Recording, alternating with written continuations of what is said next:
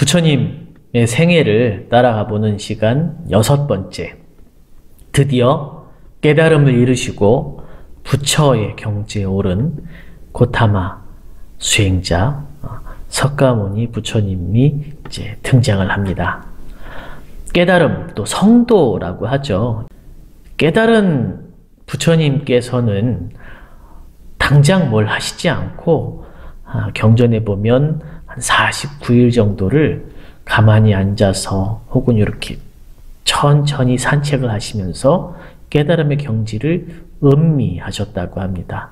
그 깨달으신 내용, 그 연기법의 내용들을 하나하나 살펴보시면서 그걸 되새김하시는 것이죠.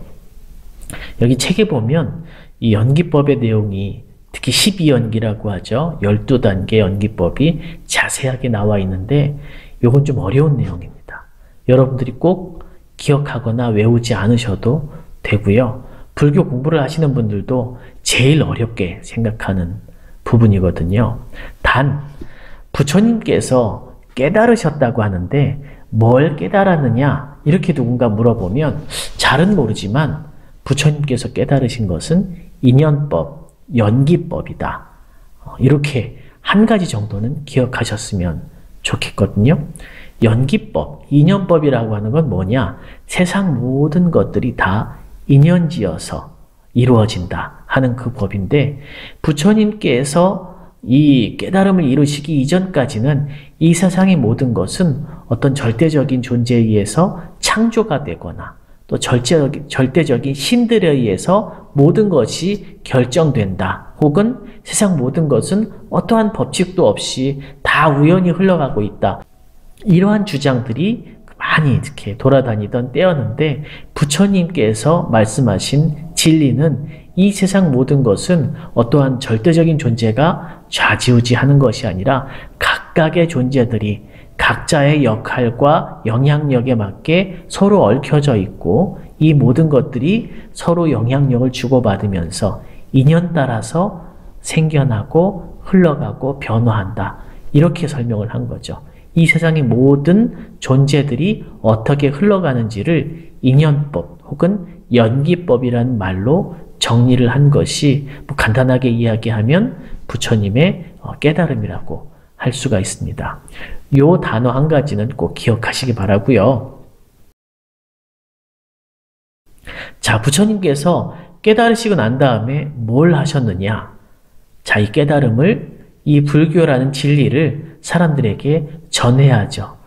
이걸 전해야 되는데 이게 그렇게 간단하지가 않으니까 좀 어느 정도 알아들을 만한 수준이 있는 경지가 되는 그런 사람들을 떠올렸는데 예전에 부처님께 가르침을 주셨던 옛 스승들을 떠올립니다. 알라라칼라마나 우따카라마부타 이 사람들 다 선정수행의 아주 대가들이니까 내가 좀 이야기하면 알아듣지 않을까 이렇게 해서 명상에 들어 살펴보니까 이 두 분이 그 6년 사이에 다 돌아가셨더라고요. 그래서 그 다음으로 생각한 게 내가 열심히 고행을 할 때 내 주변에서 나를 따라하면서 고행하던 그 수행자들이 좀 낫겠다. 어느 정도 수준이 있겠다 싶어서 그 사람들을 찾아서 사슴동산이라고 하는 곳으로 가십니다. 가시는 길에 여기 보면 우파카라는 그 수행자가 나오는데 이 사람도 이제 그 당시 거기에서 어떻게 수행을 하다가 부처님을 사실 처음 만난 거죠. 경전에 등장하는데 뭐 본인은 그렇게 중요한 인물인 줄 그 당시엔 몰랐을 거예요. 지나다 보니까 범상치 않은 사람이 이렇게 지나가길래 당신은 뭐하는 수행자요? 이렇게 물어봤다고 합니다.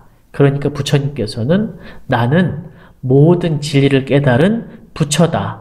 그러니까 당신은 나를 당신이라든가 자네라든가 이렇게 부르면 안 된다. 나는 부처다 하면서 이렇게 표현을 했는데 이 사람이 인연이 안 됐던 거죠. 그리고 안목도 안 되고 그런가 보죠. 잘났네 이러면서 별로 인정하지 않고 스쳐가 버린 겁니다. 이 사람 많이 이제 등장을 하는데 그때 이제 이걸 보면서 우리가 준비가 되지 않고 안목이 없으면 부처님이 우리를 만난다고 할지라도 알아보지 못하고 이렇게 스쳐가겠구나 하는 생각이 좀 많이 들었습니다.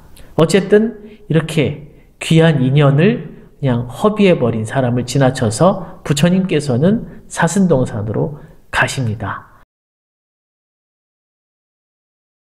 같이 수행하던 그 5명의 수행자가 있었는데 이 사람들이 멀리서 이 부처님이 오시는 걸 보죠. 멀리서 보니까 한눈에도 알아본 거지. 아, 그때 우리를 배신하고 고행을 포기한 그 고타마 수행자가 오는데 처음에는 무시할까? 쫓아낼까? 그러다가 오면 옆에서 앉아서 같이 수행하는데 방해는 하지 말자. 앉을 자리나 내주자. 이런 식으로 얘기를 했는데 부처님께서 가까이 다가오시니까 포스가 느껴지는 겁니다. 갑자기 일어나서 부처님께 예를 갖추고는 자기들이 왜 이렇게 갑자기 일어나서 예를 갖추는지를 부처님께 여쭤요. 우리 사실 당신을 무시하고 굉장히 욕하려고 했는데 왜 우리가 이렇게 일어나서 당신께 예를 갖추고 당신을 우러러보고 있습니까? 이렇게 물어봅니다. 부처님께서 왜냐하면 내가 그 전에 수행자 고타마하고 다른 모든 진리를 깨달은 부처가 되었기 때문에 나를 존중하고 나를 잘 따라서 스승으로 삼아라. 그래야 하는 것이다. 이렇게 얘기를 합니다. 이분들은 좀 반신반의하죠. 아까 좀 복이 없는 그 젊은 수행자하고는 비교가 안 되게 이분들은 어느 정도 경지에 올라서 부처님 듣기는 했는데 모든 진리를 깨달은 존재를 부처라고 하는데 이 사람이 정말 부처일까? 겉보기에는 정말 범상치 않은 분인데 이렇게 긴가민가 하면서 그럼 어디 한번 당신에게 가르침을 구해보겠습니다 하고 앉아서 부처님의 설법을 듣기 시작합니다. 이게 부처님의 첫 번째 설법이고요. 초전법륜이라고 합니다. 이게 굉장히 중요한 말인데 초전은 바퀴를 굴린다. 전자가 이제 굴릴 전자거든요. 처음 굴린다. 무엇을? 법륜, 법의 바퀴를. 법의 바퀴가 이렇게 굴러간다는 것은 부처님의 진리가 세상을 향해서 나아간다는 걸 뜻하죠. 초전법륜. 그래서 이 5명의 수행자에게 몇 날 며칠을 설법을 했다고 해요. 그러다가 1명, 2명 이렇게 부처님의 진리를 깨달을 때마다 굉장히 부처님이 기뻐했다고 합니다. 이 책에도 나오지만 한 명씩 깨달을 때마다 부처님이 드디어 깨달았다.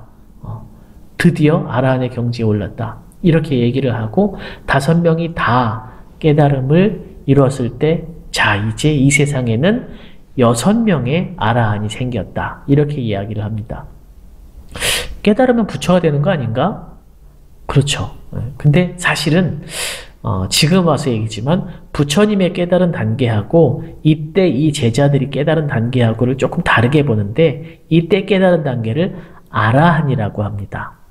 혹시 들어보셨나요? 아라한? 불교에서는 굉장히 높은 수준의 경지에 오른 수행자를 아라한이라고 하는데 간단하게 얘기하면 내가 태어나고 죽는 것을 자유자재로 할 수 있는 정도의 경지가 아라한입니다.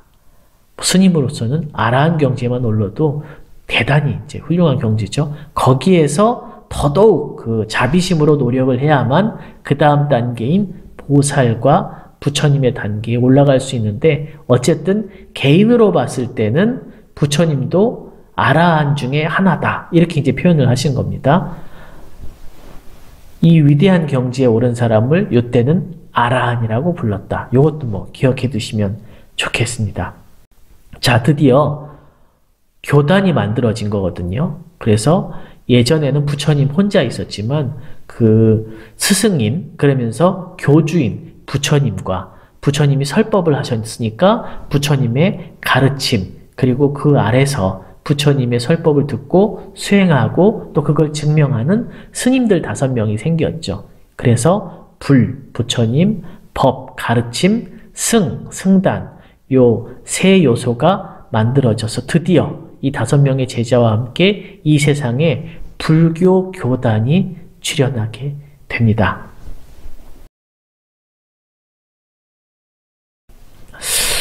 요 부분의 이야기를 들으면서 한번 저를 좀 돌이켜보게 되는데 이 세상에 부처님이 오신다면 우리는 그 부처님을 알아볼 수 있을 것인가?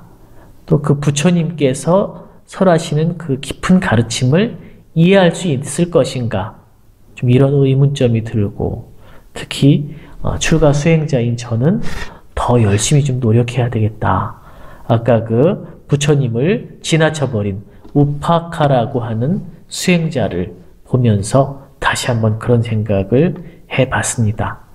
여러분들도 스승을 만나게 되면 그 스승을 알아보는 안목, 그리고 그 스승님께 법을 구하고 가르침을 구해서 정말 내 인생을 귀하게 만들 수 있는 그런 가르침을 받아서 들을 수 있는 그런 수준이 있는 청년들이 되셨으면 좋겠습니다. 선물하십시오.